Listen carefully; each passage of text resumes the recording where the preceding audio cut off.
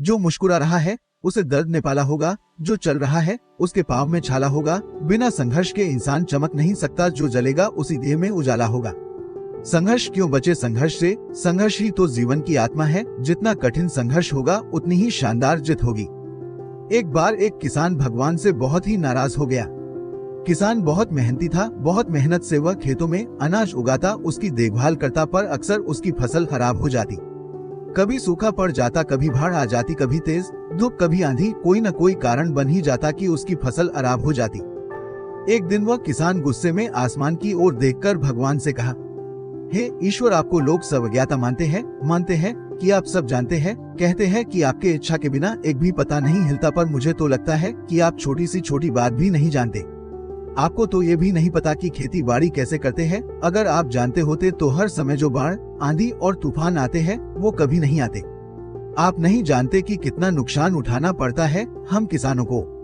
यदि आप मेरे हाथ में ये शक्ति दे दे कि जैसा मैं चाहूँ वैसा मैं मौसम कर दूं, फिर आप देखना मैं अनाज और सब्जी के भंडार लगा दूंगा। भगवान इस किसान के तीखे वाक्य सुनकर मुस्कुरा रहे थे और वह किसान के सामने प्रकट होकर बोले, मैं आज से तुझे ये शक्ति देता हूँ कि तुम अपने खेतों पर तुम्हारी जैसी इच्छा हो तुम वैसा मौसम कर दोगे। मैं बिल्कुल भी दखल नहीं दूंगा, तुम्हारी इच्छा से सब कुछ होगा। किसान बहुत खुश हो गया। किसान ने गेहूं की फसल अपनी खेतों में बोई।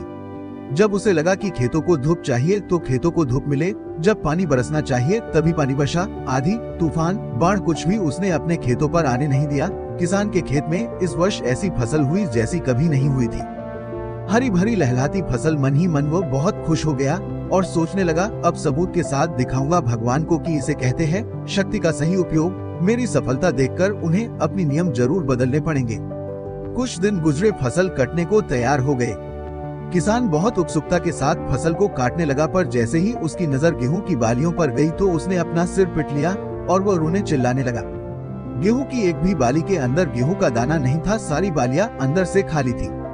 किसान बहुत दुखी हो गया। उसने भगवान को रोते हुए फिर पुकारा, है प्रभु, आपने ये मेरे साथ क्या किया?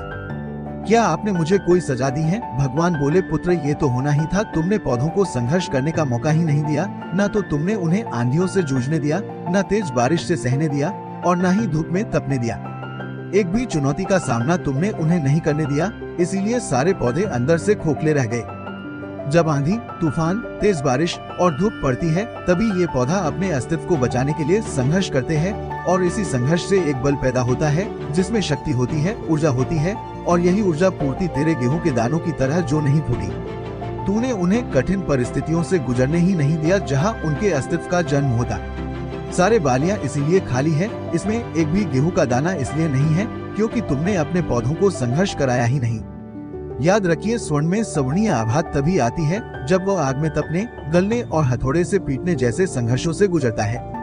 कोयले का टुकड़ा हीरा तभी बनता है जब वो उच्च दाब और उच्च ताप की मुश्किल परिस्थितियों से गुजरता है। इसी तरह यदि हमारी जिंदगी में कोई संघर्ष ही न हो, कोई चुनौती ही न हो, तो हम भी गेहूं की बालियों की तरह खोखले रह जाएंगे, कोई अस्तित्व नहीं होगा हमारा।